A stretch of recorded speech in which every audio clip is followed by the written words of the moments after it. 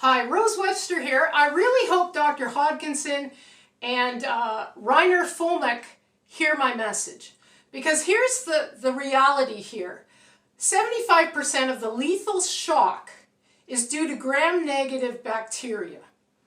And what's happened is, in 2009, Wolbachia was mass released globally, and then in 2016 in 4 US states, right beside Canada.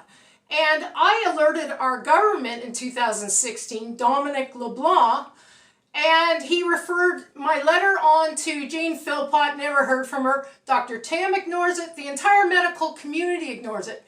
But this is what you need to know. It was found lurking in airways, this novel pathogen. And it is, in fact, sepsis is not caused by gram-positive strep A alone. And there's even people doing books about this. HCQ is the wrong path. Why? It accumulates in the heart, kidneys, and eye. And I did visual field tests not only for optometrists, but also ophthalmologists in 4 Ontario hospitals. Now, they ignore me completely. They want to call me crazy. That's fine. You go ahead. But eventually, you're going to need to test for this. Why? It even teams up with E. coli. It's male killing. It's a reproductive parasite. So, I think Dr. Hodkinson is on the right track here. People keep trying to sidestep me saying, oh, it's this, it's that, it's this, it's that. And that's been going on since 2016 for me. Now, Dr. Lanciotti, he's highly revered, 20 years in his lab. He was derided and demoted for exposing the flawed Zika assay that failed to detect all 4 dengue strains. That's huge. And we also have a paper that states that in some batches of vaccines, it was the European Medicines Agency, that Rickettsia was found. Now, it was November 6, 2017 that Emily Waltz posted that on 3rd of November, the EPA told the biotechnology startup Mosquito Mate that it could release the bacterium Wolbachia pipientis into the environment. That's 2017. Now, old textbooks will tell you that this causes severe febrile illnesses and systemic multi-organ involvement. It's fatal, even in immunocompetent patients, if the appropriate antibiotics are not administered early. Well, I found out it's removed from assays, and I had to go to page 10 of a Google search to find papers under a paywall that supported my position. Now, why? Why was my flag up? Well, I was reading things like there's no lymphatics in the eye. Well, that's the most idiotic thing I ever heard. The fluid in the eye is constantly regenerating. And then it was strange that an entitled Google search, unusual bilateral retinitis secondary to Rickettsia cannori infection, a man went from 2,400, that's blind, okay, legally blind, down to 20/20 in both eyes once the appropriate antibiotics were administered. But the researchers amazingly found that the PCR assay for classification and species identification is missing in Rickettsia. Now, it's been known since 2003 that Wolbachia pipientis can grow in human lung cells at 37 degrees Celsius. That's average human body temperature. Now, when these whales started dying, I knew humans were next. Why? Whales are very similar to humans. And I keep getting derided all over the place. Cancers can't be caused by bacteria, blah, blah. Cancers may be oncogenic viruses. Please go read up on microbiology. No. Lateral gene transfer between prokaryocytes and eukaryotes. I'm sorry I'm not saying that correctly. I have a problem with my jaw.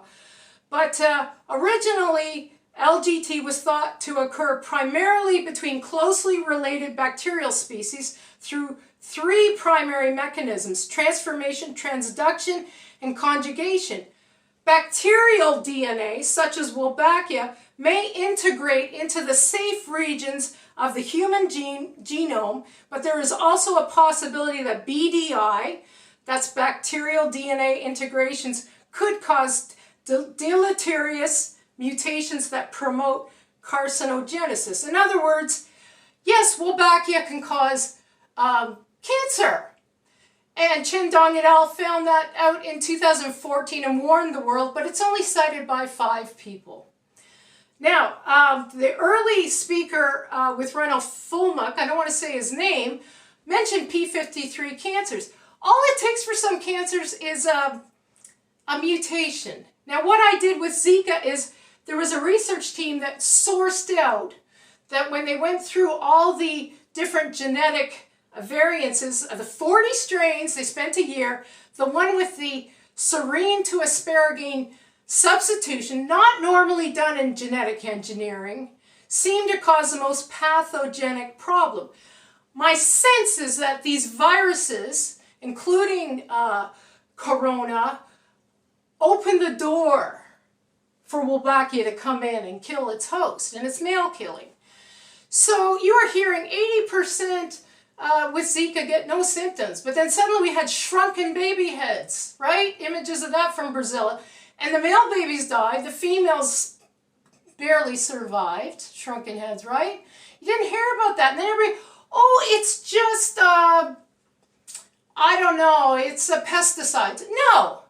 No, it's not pesticides, because Roundup is about as toxic as table salt.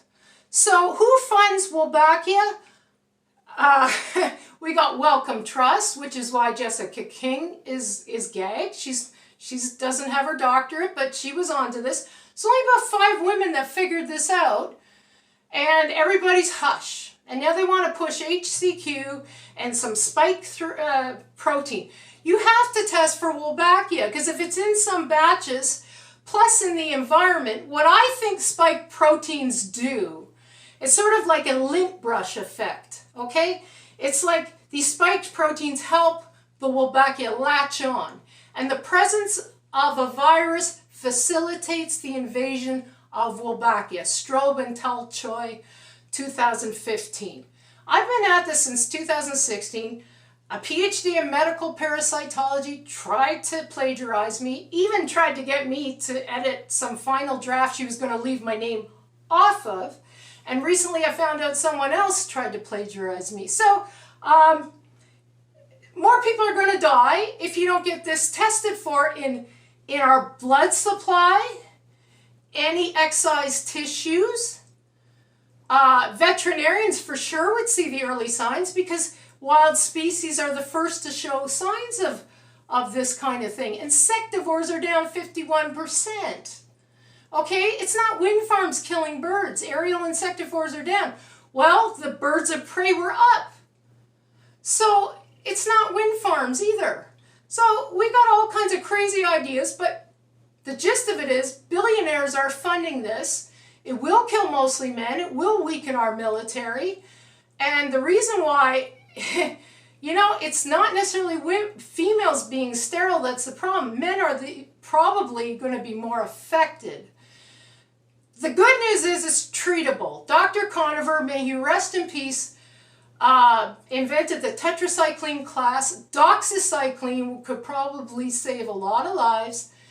However, the biggest vectors that are the most problematic are probably H. longicornis, which is suspiciously missing from radar, and MedEd just blames climate change for the spread of disease. Well, H. longicornis and overnight active Culex are probably the worst ones. DDT is safe, despite what you want to believe.